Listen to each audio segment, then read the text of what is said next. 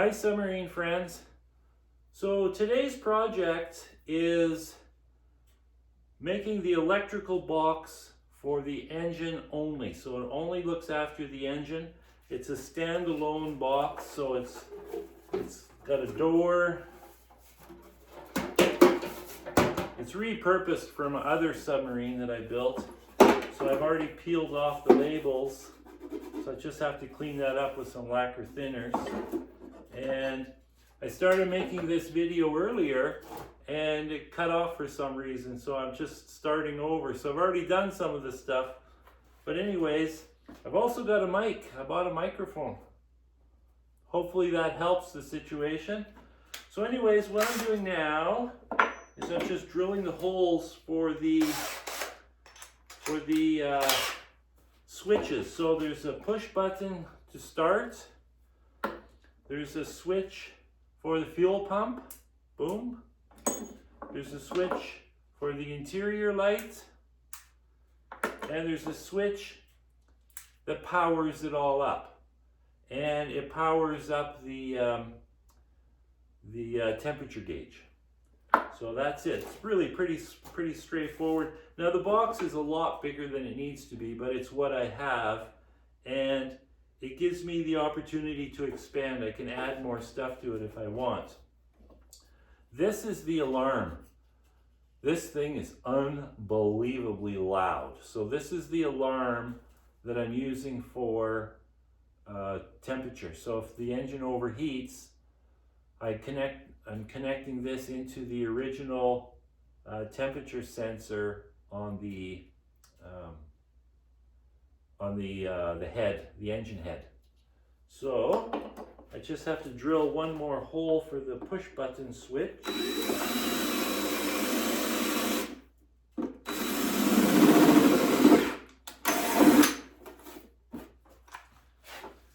And we'll see if it fits. It's a messy job. Let's see here.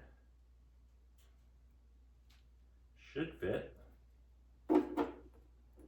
Okay, it doesn't, so I have to bore it out a bit with this little carbide guy here.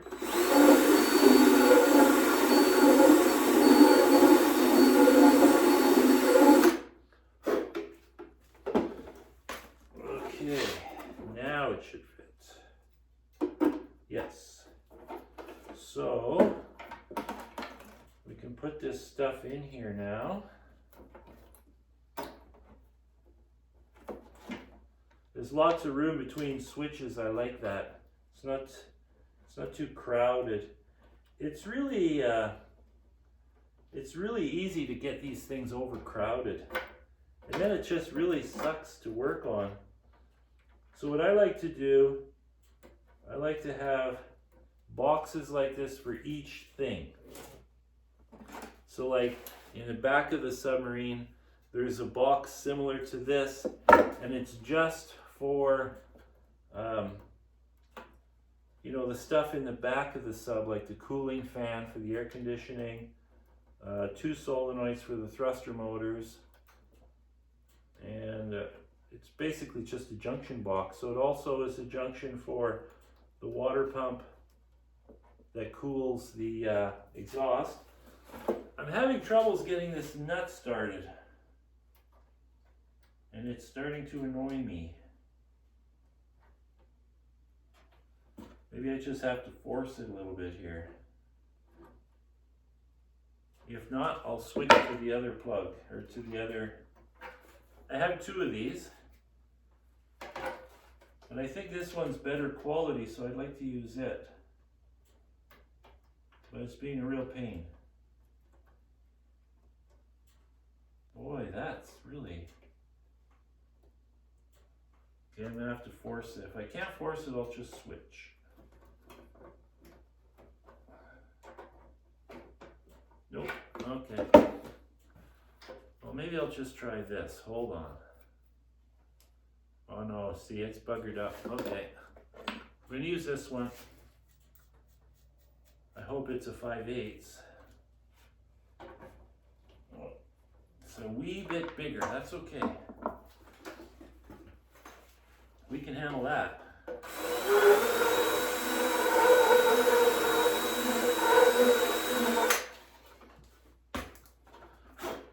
This is actually the kind of jobs that I like to do. So it's, you know, it's the weekend, it's the morning. So it's, you know, just nice and relaxing. Okay, so it opens and closes, it clears nicely, so that's good. Oh yeah, that's much better. Okay. Beautiful, so that starts the engine. So this is a completely mechanical engine. So there's really no, there's no electronics to run this engine. If there was no power in the submarine at all, the engine would still run. Ask anybody, mechanical engines are the best. Okay, so another thing I have is I've got this little light, and I want to mount that on the cover as well, and that will indicate, that will be my oil pressure indicator, and I'll probably just give it a little paint job with some red paint, or I'll put some red tape over it. Anyways, I just need something to indicate that there's an oil pressure problem. I don't want it on the siren, because when you turn on the power, you get the siren before the engine starts. That would be super annoying, I think. Maybe I should try it before I commit to that. Yeah, maybe I'll try it. I mean, the engine starts instantly. Okay, so now we got to put this switch in. I'll take the wires off first, just so that it's easier. No, I'll put the switch in. It's easy enough to pop one switch out at a time.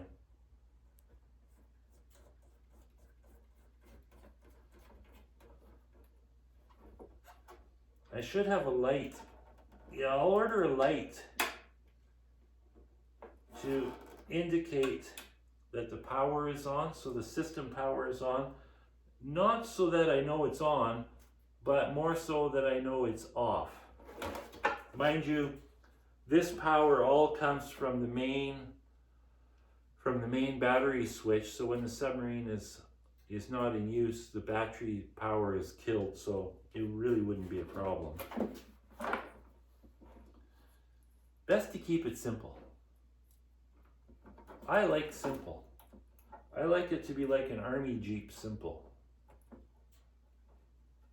Okay, so this one is going on good. I actually just stripped all these switches out of an old panel.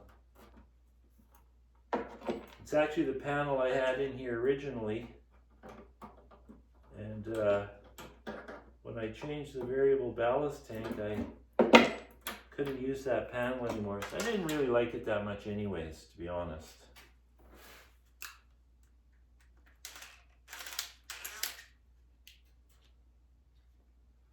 Okay, I might have just screwed that switch up.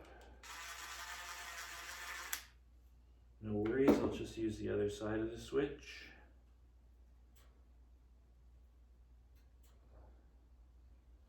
They're pretty delicate,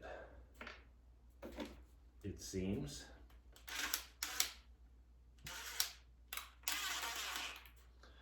What I like to do, after I have them all wired up, I take a little blob of silicone and I put it on each connection, and it stops the screws from vibrating out. Just because. Okay. Last switch.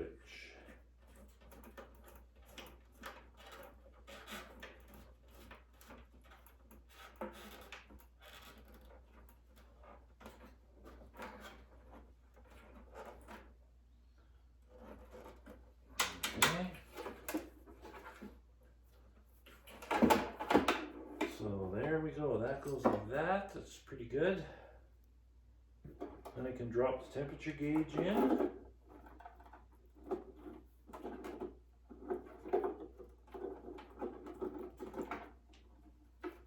I hope I've got it oriented correctly. It doesn't really matter. I can always turn it later.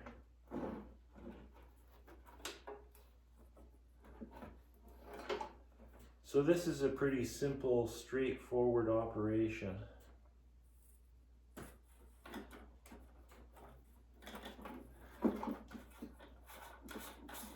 What's kind of nice about this engine bay thing that I built is it's completely independent. So, you know, we have a cable harness, a single cable harness coming out of it. So I can pre-build this whole thing before that even gets installed in the submarine. So that's really nice. So when the springtime comes, you know, I can hang that thing off my hoist in the big shop, which is on, like, it's rolls back and forth, so it's really nice. And I can plug it into the submarine, line it up with the exhaust. Hopefully I don't have to modify the exhaust at all. And I can just line it up, bolt it up, and then weld that to the hull. Because it can, you know, it can move half an inch either way. It doesn't matter. I mean, if the engine's sitting at a level, like, I mean, we're talking a 1/16 of an inch, who cares? That's not going to bother anything. And it just makes life easier because I can just plug it in, weld it up, done. So now the cable already has a super convenient hole in it. So this sits this way in the sub at about this height right here. It sits basically right on the floor, and it's underneath my swinging beam for my seat. So it just clears. I just checked that out. So I've got one of these plastic doohickeys. Yes, that's a technical term.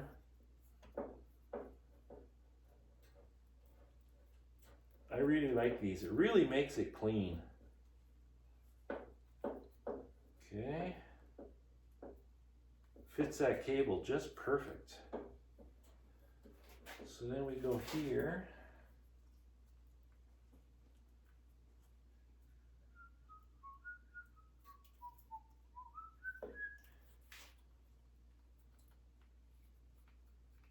Nice. Okay. And that goes through here.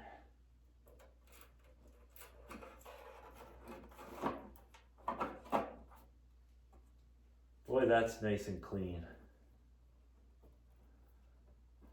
Put the nut on.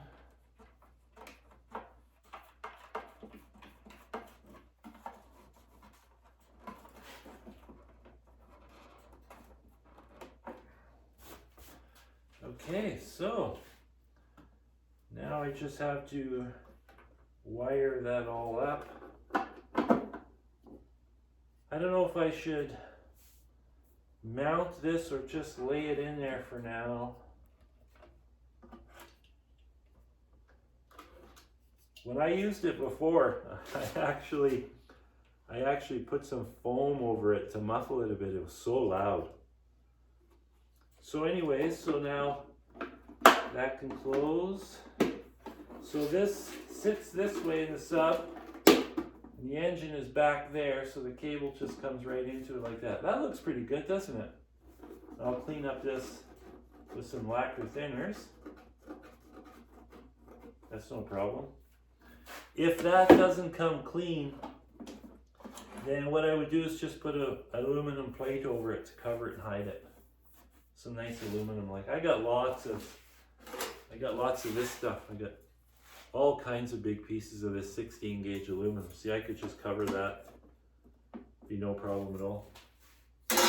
So I'm not working on this venting system because I need a pipe And I go for coffee with my brother every Sunday morning, and he's got a piece of pipe, so I'll go there tomorrow morning for coffee and get that pipe and then carry on with that. So no point boring you guys with wiring this, making electrical connections and shrink tubing it. That would just be too boring. So I'm going to sign off. Ciao.